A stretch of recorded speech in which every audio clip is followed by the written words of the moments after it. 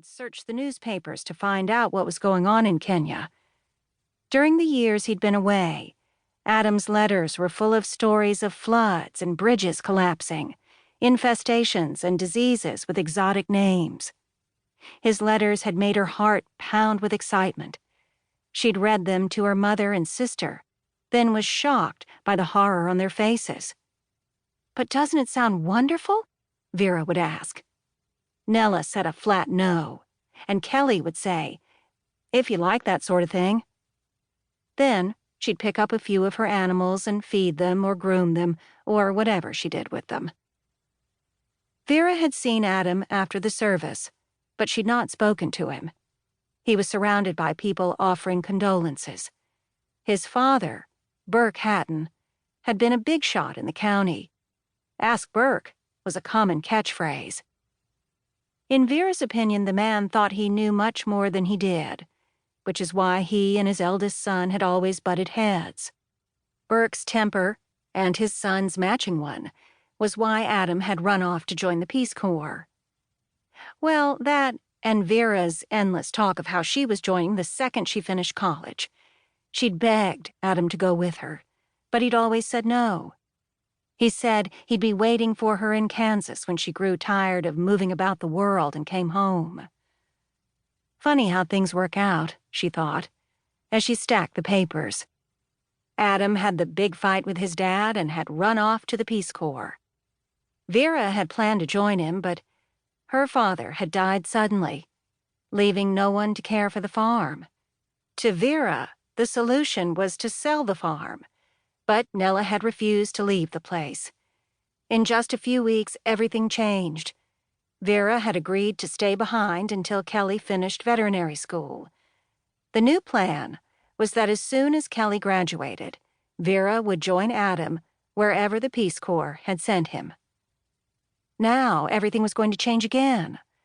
Burke Hatton's horse threw him, and he died instantly, so Adam had returned. But this time, when he left the country to go back to his job in Africa, Vera wouldn't be kissing him goodbye. They'd leave together. The goodbyes would be to her mother and sister, to the farm, to her job at the travel agency. Goodbye to the town of Mason. The world she'd been reading about was out there and calling to her. At last, she was going to answer its call. She heard Kelly before she saw her, but that had always been the case. School kids tended to call her Pigpen after the Peanuts character. But while he was surrounded by dust, Kelly was followed by and covered with animals. Today there was a parrot on her shoulder, and some kind of lizard had its tail wrapped around her neck. 3 dogs, tails down, were following her. In her hand was a fat textbook that had bird droppings on the cover. Kelly was almost finished with veterinary school, and the almost was the key to Vera's life. When Kelly was out of the school, Vera could go. "So where is he?" Kelly asked as she sat down. She removed the lizard from her neck and put it on the porch railing. The bird flew to land on the lizard's tail. One of the dogs looked longingly at the bird, but Kelly gave the dog a stare that made it lie down, head on paws. Kelly didn't believe in discourteous animals. "He'll be here," Vera said. "Sure?" "I saw Miranda Miller at the funeral. She was eyeing him, and she looked good in her miniskirt. I bet she was afraid to sit down or she'd show all." Vera didn't take the bait. For one thing, Kelly didn't like Adam. She thought he was too full of himself, too bossy, too much like his father. "I didn't talk to him, and we didn't reaffirm our love for each other, if that's what you're hinting at. And Miranda Miller is an idiot." "Men like dumb girls," Kelly said. "Until they marry them," Vera shot back. "And that's when she gets to stop pretending to be stupid."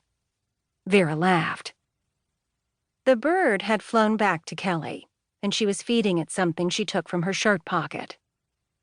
All their lives, they'd heard, "You two are sisters?" said in an incredulous tone. They looked very different. When they were